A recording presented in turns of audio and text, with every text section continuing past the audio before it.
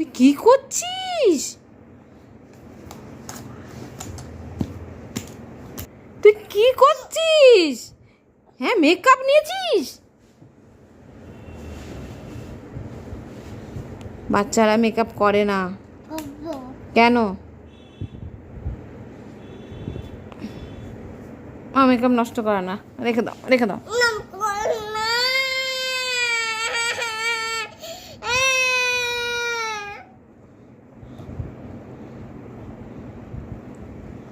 দেখি কেমন লাগছে, দেখি মুখটা কেমন লাগছে, গালটা দেখি ভালো করে।